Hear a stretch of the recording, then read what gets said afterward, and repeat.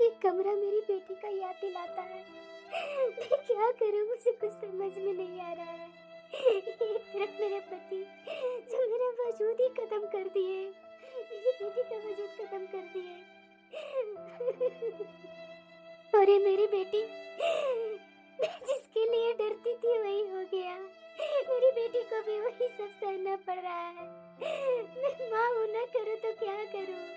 मेरी बेटी पता नहीं कौन हालत में होगी, कैसे उसका सास ससुर है जो इतना उसे मार पीट रहे हैं। मुझे तो उसकी तकलीफ सह नहीं जा रहा है। जैसे मैंने सहा वही तकलीफ मेरी बेटी भी सह रही है। कैसे पिता है जो अपनी बेटी की तकलीफ उन्हें दिखाई नहीं दे रही है। अरे कैसे दिखाई देगी, वो कभी मुझे लगाए है। अपनी बेटी को तो नियम के अनुसार बांध कर रखे है, पर मेरी बेटी क्या हुआ होगा उसको। इस समय कौन, अभी अभी तो ये बाहर गए हैं, इस समय कौन आ सकता है।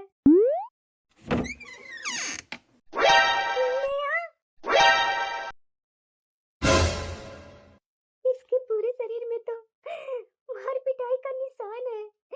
पूरा शरीर नीला पड़ा हुआ है, बिखरे बाल, लटे आपस में उलझी हुई, जैसे लग रहा है कि महीनों से बालों में न तेल पड़ी है, न कंघी, न ही साफ किए हैं।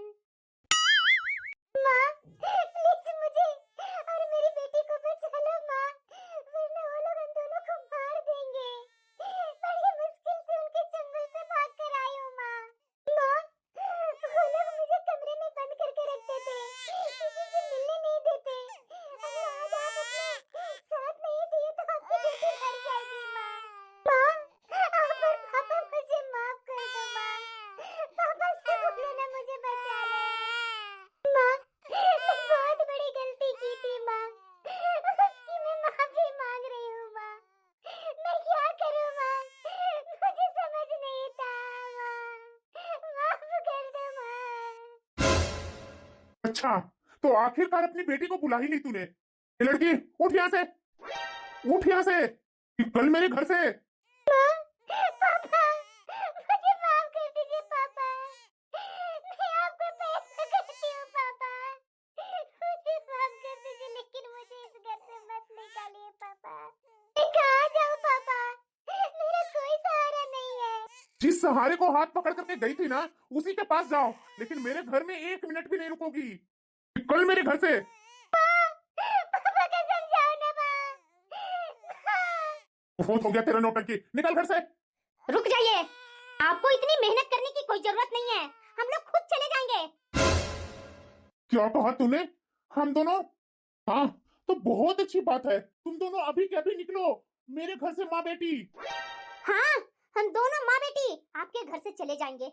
शायद आपको मालूम नहीं है कि संतान रूपी फसल की बीज एक पिता ही माँ के गर्भ में बोता है, जिसे माँ अपनी कोख में 9 महीने रखकर अपने खून और मांस देकर सींचती है, और फिर उसे 9 महीने बाद अपार दर्द सह करके जन्म देती है। आप ये भूल सकते हैं, पर मैं नहीं भूल सकती।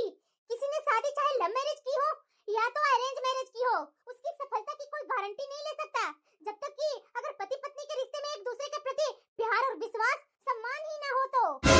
वो भी वह चाहे लव मैरिज हो या अरेंज मैरिज हो, उसकी सदैव नींव कमजोरी रहती है, जैसे आपकी और मेरी।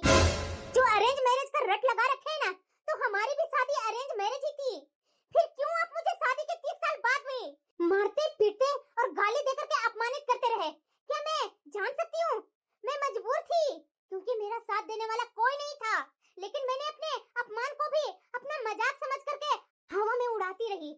लेकिन आज सच का सामना हो गया है कि ये घर मेरा नहीं, सिर्फ आपका और आपका ही है। चलो बिटिया यहाँ से, उठाओ बच्चे को गोद में। और हाँ, आप पिता होने का फर्ज भूल सकते हैं, लेकिन मैं माँ होने का फर्ज नहीं भूल सकती। और हाँ, आपने मेरी दी हुई परवरिश पर उंगली उठाई थी ना, तो शायद आप भूल गए हैं, तो मैं आपको याद दिला देती हूँ। उस पद पर बैठा हुआ बेटा भी मेरी ही परवरिश दी हुई की नतीजा है। तो आज वो विदेश में जा करके भी उस पद पर बैठा हुआ है। बेशक नेहा से गलती हुई है, इसका मतलब ये नहीं कि हम उसे मरने के लिए छोड़ दे। और अगर ध्यान से देखा जाए ना, तो कहीं ना कहीं आपका बेटा और बेटी की परवरिश में भेदभाव और नेहा पर आवश्यकता से अधिक शासन ही नेहा की इस गलती का जिम्मेदार हैं और वो जिम्मेदार आप हैं, नेहा नहीं। मैं मान रही हूँ कि नेहा गलती की है, लेकिन उससे ज्यादा आप गलती किए हैं, ये मत भूलिएगा आप कभी। जा रही हूँ, संभालिए अपने घर को और अपनी जिंदगी को। मैं आपकी जिंदगी से हमेशा हमेशा के लिए जा रही हूँ। बहुत सही है आपकी ये रवैया, लेकिन अब मुझे बर्दाश्त नहीं होती है। अरे जा, मैं भी देखता हूँ कि कहाँ तुम दोनों का ठिकाना है। लौट कर आएगी इसी घर में, और जिस दिन आएगी ना उस दिन मैं धक्के मार कर निकालूंगा। तू गलती करती है और ऊपर से मुझे सुना कर गई है। ये दोनों का घर में तो ना उतरा ना तो मेरा नाम नहीं। समझ में नहीं आ रहा कि कहाँ जाऊँ, क्या करूँ, किससे क्या मदद लूँ। कोई मदद थोड़ी न देगा। माँ, भैया के पास फोन करो ना, शायद वो हमें कहीं रहने का इंतजाम करा दे। मैं तो बस आपसे पूछ रही थी कि हम लोग जाएंगे तो जाएंगे कहाँ। नेहा, एक गलती करके अक्ल नहीं आई जो दूसरी गलती करना चाहती हो? क्या तेरा आत्मसम्मान मर चुका है? ऐसे बड़ा करोगी अपनी बेटी को? मान रही हूँ, अगर तुम्हारा भाई मुझे रख भी लेना तो लेकिन वो तुम्हें और तुम्हारी बेटी को अपने घर में कभी घुसने नहीं देगा। अरे घुसने तो छोड़ो, तुम्हें दरवाजा पर भी बर्दाश्त नहीं करेगा। क्या अपनी गलती तुम भूल गई हो? क्या तूने गलती नहीं की? मैंने तुम्हें मना किया था ना, मेरी एक भी बात मानी तूने? अरे मैंने तेरे सामने कितनी मिन्नतें की थी, यहाँ तक कि मैंने तुम्हारे सामने हाथ भी जोड़ी थी, लेकिन तुमने मेरी एक नहीं सुनी। अरे माँ बच्चों के लिए ना एक ढाल होती है जो तुम्हें हर गलत काम से बचा रही थी, लेकिन तुम लोग को तो जैसे प्यार मोहब्बत होता है तो माँ का तो हर चीज गलत ही लगता है। मान रही हूँ कि तुम्हारे पापा गलत थे, नहीं होते यार होते, लेकिन इस तरह से तुम्हारी जिंदगी तो बर्बाद नहीं होती ना। ये मत सोचना तुम कि मैं अपनी जिंदगी के बारे में सोच करके तुम्हारे सामने बोल रही हूँ। नहीं, मुझे भी वहाँ नहीं रहना था। जिसे मैंने अपने 30 साल दे दिए, उस आदमी को मेरे लिए ना कोई प्रेम थी, ना कोई मेरे लिए इज्जत थी, ना सम्मान थी, इसलिए मैं उस घर को छोड़ करके आई। लेकिन तूने, अरे तुम्हें तो मैंने हर समय तुम्हारे ऊपर ढाल बनने की कोशिश की, लेकिन तुम मेरी एक भी बात सुनी थी? जैसे तुम्हारा वो लड़का बोला वैसे निकल गई तुम उसके पीछे पीछे। अरे काश नेहा उस समय मेरी बात सुन ली होती। अरे मैं तो चोट खाई हुई थी, लेकिन मैं तुझे उस चोट को खाने तो नहीं देती ना। जैसे तैसे गलत घर में तो शादी नहीं ना करने देती। इतना तो थी मेरे में हिम्मत कि अपनी बेटी को खराब घर में नहीं डालूंगी, लेकिन अपनी जिंदगी तो तूने खुद खराब की। अब चलो यहाँ से। मुझे समझ में नहीं आ रहा कि मैं कहाँ जाऊँ, क्या करूँ। अपनी जिंदगी तो है, लेकिन साथ में इतनी छोटी नन्ही सी जान। अभी 1 महीने की तो हुई ही है ये। मैंने कितनी गलती की, मुझे गलती नहीं करनी चाहिए थी। मुझे तो पता होना चाहिए कि मेरे घर में मेरी माँ को पापा कभी इज्जत नहीं दिए। मैं कैसे समझ गई कि दूसरा आदमी मुझे इज्जत देगा? मैं तो यही सोचती थी कि पापा और माँ का अरेंज मैरिज हुआ है, तो शायद इसीलिए माँ को पापा इज्जत नहीं देते, सम्मान नहीं देते। वही डर से मैंने सोचा ये सही है, ये सही है, लेकिन मैं गलत हुई। मुझे आज भी वो दिन याद है, मैं कैसे पापा से चिप चिप करके माँ के पास जा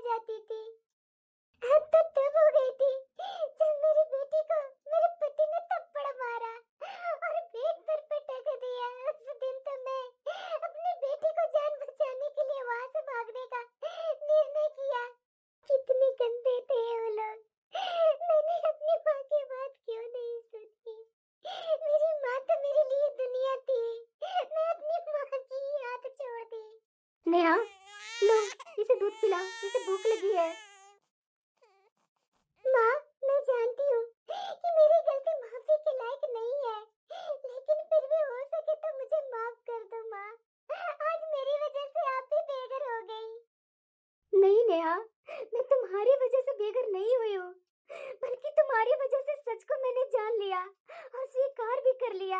वो घर तो कभी मेरा था ही नहीं और वहाँ तो मैं अब तक बंधुआ मजदूर की तरह थी, लेकिन अब मैं आजाद हूँ। रही बात तुम्हारी, तो तुम मेरी बेटी हो।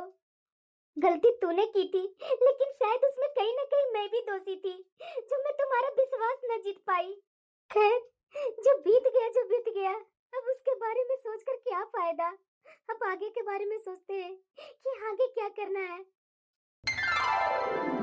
मैडम जी, मैडम जी, अरे तुम रानी यहाँ, और इतने दिनों से अचानक कहाँ गायब हो गई थी?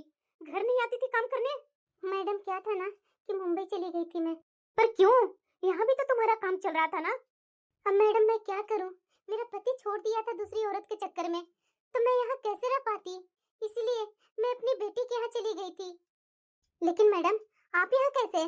और ये आपकी बेटी है ना जो किसी के साथ शादी कर ली थी? अच्छा रानी, तुम मुंबई जा रही है क्या? हाँ मैडम जी, मैं मुंबई ही जा रही हूँ। अच्छा रानी, मुंबई में रहने की व्यवस्था हो जाएगी क्या हमारी? पर मैडम जी आप मुंबई क्यों जा रहे हैं? आपका यहाँ इतना बड़ा घर है। उस समय बाद में बताऊंगी रानी तुझे, लेकिन एक बात बताना तुम मुझे, क्या मुंबई में रहने की व्यवस्था हो जाएगी हमारी? मेम साहब, बहुत बड़ी खोली तो नहीं है मेरी, लेकिन मैं चौल में रहती हूँ। आप चाहेंगे तो मैं व्यवस्था करवा सकती हूँ। लेकिन मैडम जी आप चौल में रह सकते हैं? क्यों नहीं रह सकती हूँ रानी? अब देखो रानी, इसके आगे ना इससे ज्यादा मुझे कुछ पूछना मत, क्योंकि मैं बता नहीं पाऊंगी। समझ गई मैडम, चलिए आप मेरे साथ। आपने एक बार मेरी खून दे करके मेरी जान बचाई थी, आज मेरी बारी है। अभी 1 घंटे बाद यहाँ ट्रेन आएगी मुंबई की, तो यहाँ से हम लोग बैठ जाते हैं। चलिए मेरे साथ मुंबई। मैडम जी इसी घर में मैं रहती हूँ, मैं अपने घर में ले आई हूँ। अब देखिए आप यहाँ रह पाएंगे मैडम जी? हाँ हाँ रानी, मुझे यहाँ कोई दिक्कत नहीं है, तुम टेंशन फ्री रहो। ठीक है मैडम जी, आप लोग थोड़ा आराम कीजिए, मैं थोड़ा देख करके आती हूँ काम धंधे। एक बात पूछूं रानी? हाँ मैडम जी पूछिए। हम लोग को यहाँ आने से तुम्हें कोई दिक्कत तो नहीं ना है? मैडम जी मैं आप पर कोई एहसान नहीं की हूँ, मुझे आज भी वो दिन याद है मैडम जी, कैसे आप अपने पति से छुप छुप करके मेरी बेटी के इलाज के लिए 20,000 रुपए दिए थे। अरे रानी ऐसा मत बोलो, वो मेरा धर्म था, तुम मेरे घर में काम करने आती थी, तो तुम्हारा परिवार मेरा ही परिवार था ना, तुम उसकी टेंशन बिल्कुल भी मत लो। हाँ रानी, मैं ये एहसान तुम्हारा जिंदगी भर नहीं भूलूंगी। अगर तेरी पहचान में आसपास में कोई रहने की दूसरी जगह है ना तो बता दो, मैं किराया दे दूंगी। और हाँ, कोई काम है तो उसे ढूंढने में मेरी मदद कर देती तो अच्छा होता रानी। मैं मैडम जी? हाँ रानी, कोई भी काम हो मैं करने के लिए तैयार हूँ। मैडम जी मुझे मालूम है कि आपको ऐसी जगह रहने की आदत नहीं है, लेकिन यहाँ फ्लैट बहुत महंगे हैं, मेरे बजट में तो यही आता है मैडम जी। और हाँ मैडम जी, मेरे नज़र में तो आपके लायक कोई काम नहीं है। रानी तू मुझे भूल जा कि मैं किसी की पत्नी थी, मैं एक सामान्य तेरी जैसा आम महिला हूँ, मैं कोई भी काम करने के लिए तैयार हूँ। पता है रानी, जहाँ चाह होती है ना वहाँ काम खुद ब खुद मिल जाती है। तो प्लीज रानी मेरे लिए अगर कुछ काम है तो बताना, मैं करने के लिए तैयार हूँ। ठीक है मैडम जी, कल चलिए मेरे साथ। एक मेम साहब के यहाँ खाना बनाने वाली और बच्चा देखने के लिए कोई बुजुर्ग महिला ही चाहिए, शायद वो आप काम कर पाएंगी। ठीक है रानी, तुम अभी जाओ काम पर, मैं तुम्हारे साथ कल चलूंगी। ठीक है मैडम। चलो, कम से कम यहाँ किसी के अंडर में तो मैं नहीं रहूंगी ना, खुद कमाऊंगी खुद खाऊंगी और आजाद की जिंदगी जीऊंगी, किसी का तो एहसान तले दबी नहीं ना रहूंगी। नेहा, अब वो अपनी जिंदगी को छोड़ो, अब यहाँ एक नई जिंदगी शुरू करो। आप सही बोल रही है, मैं भी कुछ अपने बारे में सोच रही हूँ माँ। तुम्हें सोचने की जरूरत नहीं है, अभी मैं हूँ ना, अभी बच्ची छोटी है, इसका तुम्हें अभी ख्याल रखना पड़ेगा नेहा। जब कुछ बड़ी हो जाएगी ना तो हम लोग देख लेंगे, अभी तो मेरे में इतनी हिम्मत है कि मैं अपनी बेटी और नातिन का ध्यान रख लूंगी। मैं लगता है माँ पर बोझ बन गई हूँ क्या? इस बुढ़ापे में माँ काम करने जाएगी दूसरे के घर और मैं यहाँ अपनी बेटी को लेकर के घर संभालूंगी? नहीं, मुझे भी कुछ करना होगा, माँ पर इतना बोझ नहीं डालूंगी मैं। अरे रानी, ये तुम्हारे साथ कौन है? मैडम जी, आपको मैं रात में फोन पर बताई थी ना, मैं उन्हीं को लेकर के आई हूँ, ये आपके पोते को अच्छे से ध्यान दे देंगी। अच्छा ठीक है, आइए आप अंदर। आपका नाम क्या है? मेरा नाम प्रेमा है और मुझे काम की तलाश थी, इसलिए मैं काम करने के लिए आई हूँ। हाँ तो आप बच्चा संभाल लेती हैं ना? हाँ, मैं बच्चे को अच्छे से देखभाल कर लेती हूँ। तो ठीक है, आज से आप काम पर लग जाइए। एक मेरा पोता है, उसे आपको ध्यान देना होगा और घर के खाना पीना आपको देखना होगा, वो कर लेंगी ना आप? हाँ मैं कर लूंगी ना। क्या है ना प्रेमा कि मेरे घर में 3 लोग हैं। एक मेरा बेटा है, एक बहू है, जो दोनों काम पर जाते हैं, और उसका एक बच्चा है, अभी छोटा है, तो उसका ध्यान रखना होगा। और एक मैं हूँ। 3 लोगों का खाना बनाना होगा और एक बच्चे को ध्यान देना होगा। आप कर लेंगे ना? हाँ हाँ मैं कर लूंगी ना। ठीक है रानी, मैं यहाँ काम कर ले रही हूँ, और जब काम हो जाएगा ना मेरा, तो मैं फोन कर दूंगी, आ जाना। ठीक है मैडम जी, मैं शाम तक आ जाऊंगी। हाँ शाम तक मेरे बेटे बहू आ जाएंगे। आप शाम तक आराम से अपने घर जा सकते हैं। ठीक है, थैंक यू। फिर मैं आपको बच्चे के पास ले चलती हूँ और किचन दिखा देती हूँ। ठीक है, मैं चलती हूँ। हाँ हाँ रानी, ठीक है। अब नानी का आने का समय हो गया। नानी को याद कर रही है बेटू? हाँ, नानी को क्यों नहीं याद करेगी मेरी बिटिया? आ गई, बैठो ना, मैं भी तुम्हारे लिए पानी लेकर आती हूँ। अच्छा ठीक है, जब तक मैं अपनी नातिन के पास बैठती हूँ, जा बेटा पानी लेकर आ। हाँ, मुझे आपसे कुछ बात करनी है। हाँ बेटा बोलना, क्या बात करनी है? माँ, यहाँ 2-4 लोगों से मैं बात की हूँ। छोटे छोटे बच्चे को मैं घर में ट्यूशन क्लासेस ले लूंगी। अच्छा, अगर तुम्हें कोई दिक्कत नहीं है बिटिया, तो मैं क्यों मना करूंगी, जैसा तुम सही समझो। थैंक यू माँ। पता है माँ, आज ना मैं तुम्हारा फेवरेट खाना बनाई हूँ। ठीक है माँ, मैं अभी पानी लेकर आई। कितने दिनों बाद आज मेरी बिटिया खुलकर हंसी है। मुझे तुमसे मिलकर के बहुत खुशी हुई। मुझे भी। और हाँ, तुम्हारा काम पक्का, तुम ना कल से काम पर आ सकती है। ठीक है, थैंक यू सो मच। मुझे तो विश्वास ही नहीं था कि मुझे ये काम मिल पाएगी। अरे नहीं नेहा, तुम में काबिलियत है, तुम अच्छी खासी कार चला लेती है, बाइक चला लेती है, तो तुम यहाँ ट्रेनर का काम करो ना, पार्ट टाइम तुम्हारी जॉब हो जाएगी। हाँ, वही के कारण तो मैं ये जॉब ज्वाइन की हूँ। मेरी एक छोटी बच्ची है ना, उसका भी थोड़ा ध्यान देना पड़ता है। अरे हाँ हाँ, क्यों नहीं। ठीक है, अब मैं चलती हूँ। बाबा चाय कॉफी तो लेती ना? नहीं, फिर किसी दिन। अच्छा ठीक है, काम पर आ जाना। हाँ। चलो, ये काम बहुत अच्छा करती है। अरे बिटिया, बिना बताए कहाँ चली गई थी? 2 घंटा से मैं तुम्हारा इंतजार कर रही हूँ। मुझे काम पर जाना है बिटिया। सॉरी माँ, सॉरी, मुझे ना एक काम का फोन आया था, इसलिए मैं मैडम से मिलने चली गई थी। अच्छा, क्या काम है बिटिया? हाँ, यहाँ पास में ना motorcycle, scooter, car training master की जॉब कर रही हूँ माँ। अच्छा बिटिया, कर लेगी साथ में? ट्यूशन भी ना ले रही है बिटिया तुम? अरे माँ, टाइम मिल जाता है, मैं कर लूंगी। मेरी परी का क्या होगा, उसे कौन संभालेगा? उसकी बिल्कुल टेंशन मत लो, मैं संभाल लूंगी माँ। ठीक है बिटिया, तुम कर पाओगी तो करो। आज मेरी जिंदगी जिंदगी लग रही है, ना यहाँ कोई बंदी से, ना यहाँ कोई गाली गलौज। हम लोग माँ बेटी आपस में कितना खुश है। मेरी बिटिया कल से ऑफिस जाया करेगी और घर में ट्यूशन लेगी। मेरी बिटिया तो समय से पहले ही जिम्मेदार हो गई है। क्या करूं, समय जिम्मेदारी लेना सिखा ही देता है। आंटी जी। अरे बिटिया तुम, बोलो, कुछ काम था क्या? वो मुन्ने को वो सब्जी वाली सूप मैंने आपको बोली थी बनाने के लिए, वो बना दिया है क्या आपने?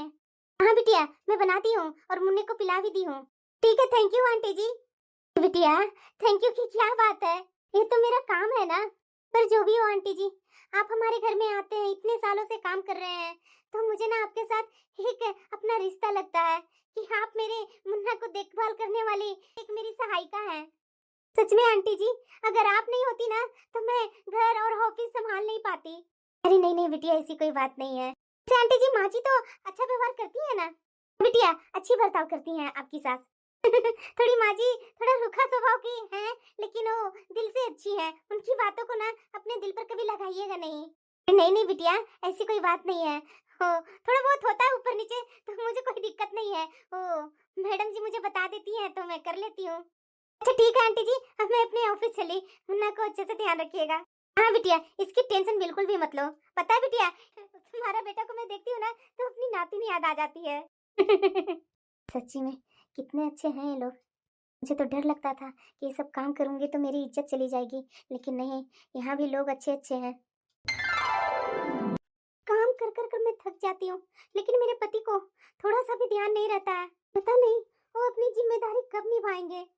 ना ही तो इन्हें कोई काम से मतलब होता है, और ना ही कोई नाते रिश्तेदार से। क्या हुआ तुझे? फोन करके क्यों बुलाई मुझे? अरे थोड़ा घर के बारे में भी तो सोच लिया कीजिए ना, आप कहाँ खोए रहते हैं दिन रात? मेरी मर्जी, मैं कहीं भी रहूं, तुमसे मतलब? मेरे से इस तरह से टोन में मत बात किया कीजिए। आगे से मेरे से बदतमीजी की ना, तो तुम्हारा खैर नहीं।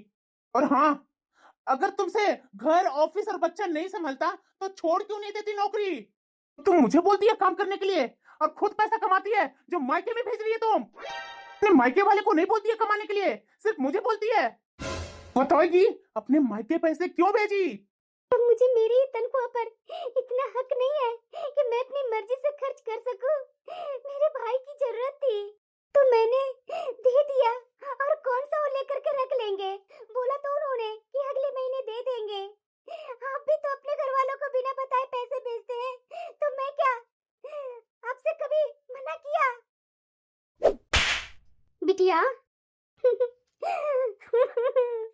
आंटी जी, हर दोष क्यों औरतों पर मर दिया जाता है? क्यों सब कुछ करने के बावजूद भी औरत के हिस्से में तकलीफ आती है? शादी होती क्यों लड़की को हर बात पर काम के लिए इजाजत मांगनी पड़ती है?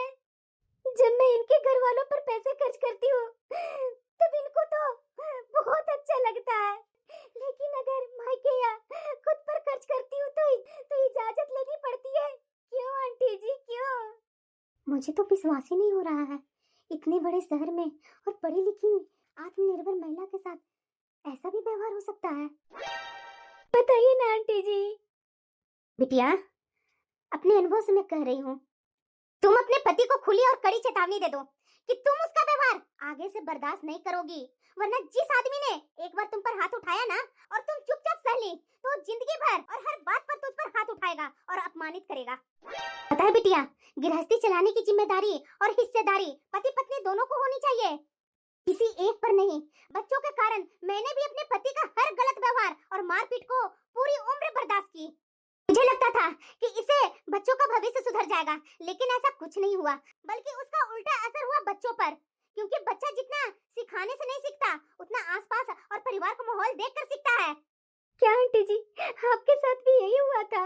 हाँ बिटिया, मेरे साथ भी यही हुआ था।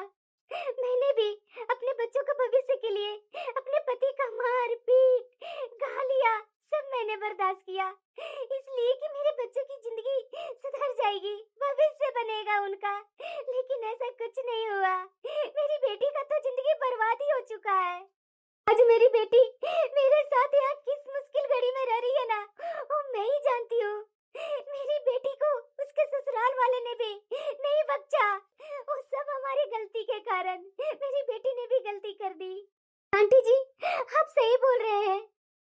अच्छा हुआ कि आपने मुझे समझा दिया और मुझे हिम्मत देने के लिए आपको बहुत बहुत शुक्रिया। मैं भी अपने पति का जुल्म बर्दाश्त नहीं करूंगी। अब मैं भी उन्हें कड़ी शब्दों में चेतावनी दूंगी। अगर आज के बाद उन्होंने हरकत दोबारा की ना, तो मैं हमेशा हमेशा के लिए उनको छोड़कर चली जाऊंगी। काश मुझे भी कोई समझने वाली होती, कोई साथ देने वाला होता, तो मैं इतनी देर न लगाती। मैं भी बात बिगड़ने से पहले संभाल सकती थी। देखते देखते 8 साल निकल गया, पता नहीं चला चौल से मैं कब फ्लैट में आकर रहने लगी। माँ, अरे बेटी आ गई तू, और राधिका कहाँ है? घर आते के साथ अपने फ्रेंड के साथ लग गई, बोल रही थी कि मम्मा आप जाओ, मैं बाद में आती हूँ। आपके सारे बच्चे चले गए माँ? हाँ बिटिया, सब बच्चे चले गए। माँ, आपने बहुत अच्छा किया, पहले बहुत परेशानी होती थी माँ, कितना मुश्किल से हमारा वक्त सुधरा है। हाँ माँ, आपने बहुत अच्छा किया है डिसीजन लेकर कि घर पर ही डे केयर का काम कर रही हैं। अरे बिटिया, एक काम करते करते 8 साल कब निकल गए पता भी नहीं चला। बेटा बैठ, मैं आती हूँ चाय लेकर के। नहीं माँ, आप बैठो, मैं चाय बना कर लेकर आती हूँ और हाथ पैर भी धो लेती हूँ। ठीक है बेटा, जा। हाँ, राधिका को बुला लो। जी माँ। तुम यहाँ कैसे? ये क्या माँ, पापा से आप इतनी नाराज हो गई थी कि घर छोड़ करके चली आई? पता है आपको ढूंढने में कितनी मेहनत लगी मुझे तो कविता और उसके पेपर पर छपे लेख से आपके बारे में पता चला और एड्रेस के बारे में पता चला। अरे थोड़ा तो सोच लेती ना। अपने पापा के बारे में पूरी जिंदगी उनके साथ बिताने के बाद आपने ऐसा फैसला क्यों लिया माँ? इससे अच्छा तो आप दोनों जवानी में ही एक दूसरे से अलग हो जाते।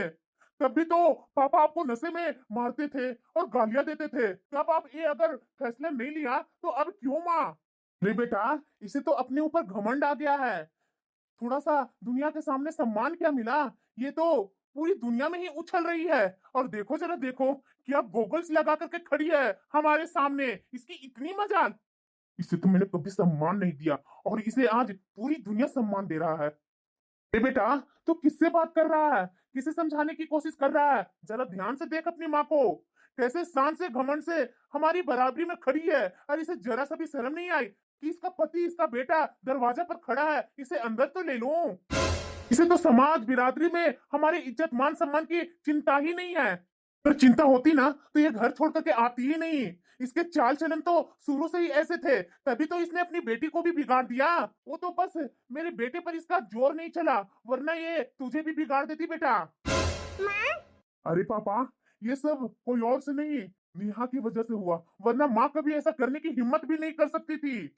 70 साल के हो गए हैं, हड्डियों में जोर तो भले ही नहीं बची, लेकिन पुरुष रूपी पति का अहंकार आज भी जवान ही है, जो इस उम्र में पत्नी को दबाकर पैरों के नीचे रखने के लिए बेकरार कोशिश कर रहे हैं। लेकिन अब मैं इनके चुंगल से आगे निकल चुकी हूँ। पहले वाली डरी सहमी कमजोर महिला नहीं हूँ, जिसे जमाने और समाज, परिवार, बच्चों का डर दिखा करके कमजोर किया जा सकता था। वाह बेटा, क्या खूब बोल रहा है तुम। माँ, आप मुस्कुराना छोड़ करके हमारी बातों को जवाब भी देंगी? आप इतना स्वार्थी कैसे हो सकती हैं माँ, जो अपने बीमार और कमजोर पति को बुढ़ापे में बेसहारा छोड़ दे? आपको पता है कि पापा को पैरालिसिस अटैक आया था? वो तो अच्छा हुआ कि ज्यादा गहरा अटैक नहीं था, बस इनके चेहरे और बाएं पैर पर ज्यादा असर हुआ था, जिसे ठीक होने में 5 साल लगे। अब बुढ़ापे में जब इनको आपको सबसे ज्यादा जरूरत है, तब आप इन्हें छोड़ रही हैं। ये कैसा घमंड है माँ? खासकर पत्नी इतना स्वार्थी कैसे हो सकती है माँ? अभी इतना देर नहीं हुई है, चलिए हमारे साथ घर, तो यहाँ नेहा को रहने दीजिए अकेले। हाँ बेटा, तुमने बिल्कुल सही बोला। मैं एक स्वार्थी पत्नी हूँ, तभी तो इनके मार खा खा करके भद्दी से भद्दी गालियां सुन करके भी इनकी सेवा करती रही। इनके घर और रिश्तों को अपना समझकर घर को हर कोनों को सजाती रही। प्यार और समर्पण रिश्तों की बगिया को सींचती रही। अपने बच्चों की छोटी छोटी ख्वाहिशों पूरी करती रही, उसकी परवरिश करती रही, ताकि उन्हें कोई तकलीफ ना हो। लेकिन एक झटके में मेरे ही वजूद और परवरिश पर प्रश्न चिन्ह लगा दिया गया। सारा दोष मेरे सिर मर दिया गया। क्या बच्चों की परवरिश करना सिर्फ माँ की जिम्मेदारी होती है? क्या एक औरत सिर्फ अपमानित करने के लिए होती है? बड़ी आसानी से कह दिया तूने कि मैं लौट जाऊं, लेकिन तुमने एक बार भी नहीं पूछा कि माँ आप कैसी है, या कोई ऐसा व्यवहार बताओ जो तुमने किया होता। एक बेटा होने के नाते तुम्हारी किसी भी संवेदना मेरे प्रति हुई? तुमने तो ये तक जानने की कोशिश नहीं की, जिस वक्त तुम्हारे पापा ने हमें घर से निकाला था ना, उस वक्त हम लोग कहाँ गए, कैसे रहे, किन मुश्किलों को सामना किया? कुछ भी नहीं। ये नाम शोहरत मुझे खैरात में नहीं मिली। इसके लिए मैंने कई रातें जागकर, भूखे रहकर, कभी रोकर, कभी हंसकर बिताई है। तब जाकर के मैंने अपना ये घर बनाया और नाम कमाई, पैसा कमाया। आज मुंबई जैसे जगह में लोग मुझे मेरे नाम और काम से जानते हैं। ये फेमस प्ले स्कूल एक रात में नहीं बनी, और मैं अपनी मेहनत छोड़कर कहीं नहीं जाऊंगी। रही बात तुम्हारे पापा की, तो इनको हमेशा से इस बात का घमंड था ना, पैसा हो तो कोई भी सेवा करने के लिए तैयार रहता है, तो ये पैसा दे करके जिससे चाहे अपनी सेवा करवा ले। लेकिन मैं इनकी सेवा नहीं कर सकती। हाँ, इनको अगर पैसों की जरूरत है ना, तो मैं दे सकती हूँ। और हाँ बेटा, तुम्हें अपनी बहन का सुरक्षा कवच होना चाहिए था, क्योंकि एक भाई सदैव अपनी बहन को रक्षा करने के लिए रक्षा बंधन पर कस्में खाता है। लेकिन कोई बात नहीं, मेरी बेटी की वजह से कभी कुछ नहीं हुआ। ये सब कुछ तुम्हारे पापा के बुरे व्यवहार के कारण हुआ। लेकिन मैं तो कहती हूँ, जो हुआ अच्छा हुआ, वरना मैं खुद को कभी पहचान ही नहीं पाती। और एक आखिरी बात, आज दो समझदार पुरुष मिलकर के एक औरत को उसके कर्तव्य बता रहे हैं ना, तो क्या मैं इन पुरुषों से जान सकती हूँ?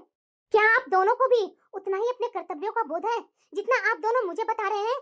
एक बेटा होने के नाते क्या तुम्हारे कोई कर्तव्य नहीं बनते पिता की तरफ? क्यों जिस बेटे को जन्म देने के लिए लोग मन्नतें, पूजा पाठ, व्रत रखते हैं, वो उनकी सेवा नहीं कर सकता? जब सारे कर्तव्य एक पत्नी, माँ और औरत की है, तो पुरुष उसको शिक्षा देने वाला या अपमानित करने वाला होता कौन है? आप दोनों यहाँ से जा सकते हैं। प्लीज, आप लोग यहाँ से जा सकते हैं। लो बेटा, तुम्हें डरने की जरूरत नहीं है, तेरी माँ भी जिंदा है।